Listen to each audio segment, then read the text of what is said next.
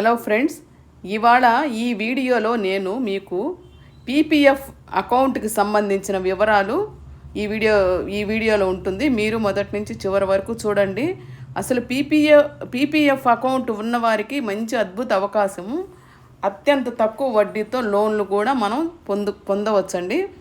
అసలు ఈ వీడియోలో పీపీఎఫ్ అకౌంట్ అంటే ఏమిటి, పీపీఎఫ్ అకౌంట్ ఎక్కడ ఓపెన్ చేస్తారు, అదేవిధంగా పీపీఎఫ్ అకౌంట్లో అమౌంట్ ఎలా సేవ్ చేయాలి, ఎంత సేవ్ చేయాలి, అదేవిధంగా పీపీఎఫ్లో లోన్లు ఎలా తీసుకోవాలి, ఎంతవరకు లోన్ వస్తుంది, ఇంకా పీపీఎఫ్ లోన్కి వడ్డీ రేట్లు ఎలా ఉంటుంది, మొదలగు వివరాలన్నీ ఈ వీడియోలో చూద్దాము. ఇది ఒక కేంద్ర ప్రభుత్వ పొదుపు పథకం అన్నమాట. అంటే ఈ పీపీఎఫ్ అనేది కేంద్ర ప్రభుత్వ పొదుపు పథకం. సో డబ్బులు ఇందులో ఇన్వెస్ట్ చేస్తూ ఉంటారు. 3 సంవత్సరాల నుంచి పెట్టుబడులు పెడుతున్నారా? అయితే మీకు ఒక శుభవార్త అండి. మీరు పీపీఎఫ్ బ్యాలెన్సుల పైన రుణం కూడా సులువుగా తీసుకోవచ్చు. వీటి యొక్క వడ్డీ కూడా చాలా తక్కువగా ఉంటుంది. అసలు పీపీఎఫ్ అంటే పబ్లిక్ ప్రావిడెంట్ ఫండ్ అకౌంట్ అనమాట. ఇది కేంద్ర ప్రభుత్వ ఆధ్వర్యంలో నడిచే public provident fund saving scheme. So దీని గురించి అందరికీ తెలిసిందే. కానీ ఎక్కడ ఓపెన్ చేయాలి అంటే బ్యాంక్స్లో ఓపెన్ చేయొచ్చు, పోస్ట్ ఆఫీసుల్లో ఓపెన్ చేయొచ్చు. ఇది కేంద్ర ప్రభుత్వ ఆధ్వర్యంలో నడిచే public provident fund saving scheme అనమాట.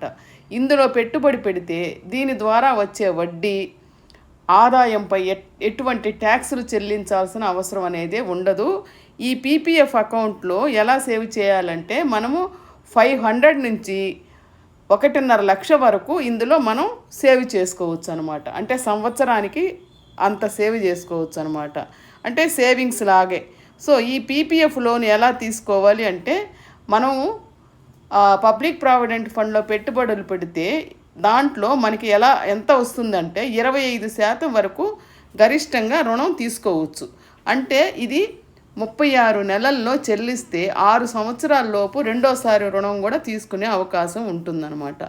ఇకపోతే వడ్డీ రేట్లు అంటే 36 నెలల లోపు చెల్లిస్తే వడ్డీ రేటు సంవత్సరానికి 1% అంత తక్కువగా ఉంటుంది. 36 నెలల తర్వాత చెల్లిస్తే రుణ పంపిణీ చేసిన తేదీ నుంచి వడ్డీ రేటు సంవత్సరానికి 6% అవుతుందన్నమాట. తిరిగి చెల్లించే కాలంలో మీ పీపీఎఫ్ పొదుపు ఎలాంటి వడ్డీ లభించదనమాట. మీరు వడ్డీని 2 లేదా అంతకంటే తక్కువ నెల వారి ఈఎంఐ రూపంలో చెల్లించవచ్చు. మీరు వడ్డీలో కొంత భాగాన్ని తిరిగి చెల్లించడంలో విఫలమైతే మిగిలిన మొత్తం మీ పీపీఎఫ్ అకౌంట్ బ్యాలెన్స్ నుంచి తీసివేస్తారనమాట. డబ్బులు అత్యవసరమైన సమయంలో ఇలా రుణం రూపంలో లబ్ధి పొందవచ్చు. వడ్డీ రేట్లు కూడా చాలా తక్కువగా ఉంటుంది. దీంతో పీపీఎఫ్లో పెట్టుబడి పెడితే పొదుపు ఆదాయమే కాకుండా రుణ సౌకర్యం కూడా పొందే వెసులుబాటు ఉంటుందన్నమాట. రుణం ఎలా తీసుకోవచ్చు అంటే ఫారం డి అనేది పూర్తి చేసి మీరు పీపీఎఫ్ అకౌంట్ తెరిచిన బ్యాంకు లేదా పోస్ట్ ఆఫీస్ని సంప్రదించినట్లయితే మీరు రుణం అనేది పొందవచ్చు. పీపీఎఫ్ నంబరు, రుణం ఎంత కావాలి, పాస్బుక్ కాపీ, డిక్లరేషను వంటి సమాచారాన్ని వాళ్ళకి ఇచ్చినట్లయితే వాళ్ళు మీకు రుణం అనేది మంజూరు చేస్తారు. పరిశీలన అనంతరం మీకు లోన్ అనేది మంజూరు చేస్తారు. ఈ రుణాన్ని మీరు 36 నెలల్లోగా తిరిగి చెల్లించాల్సి ఉంటుందండి.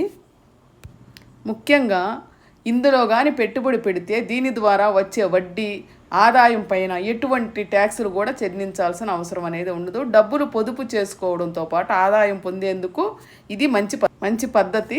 ఇందులో సెక్షన్ 80C కింద పన్ను మినహాయింపులు పొందవచ్చు. ఒక ఏడాదిలో కనీసం 500 నుంచి గరిష్టంగా 1.5 లక్షల వరకు దీంట్లో పెట్టుబడి పెట్టుకోవచ్చు అండి. రిస్క్ లేని పెట్టుబడులు కోరుకునేవారు రిస్క్ లేని పెట్టుబడులు కోరుకునే వారికి ఇది బాగా ఉపయోగపడుతుందండి. ఈ వీడియో మీకు నచ్చితే లైక్ చేయండి, షేర్ చేయండి, సబ్స్క్రైబ్ చేయండి. Thank you for watching.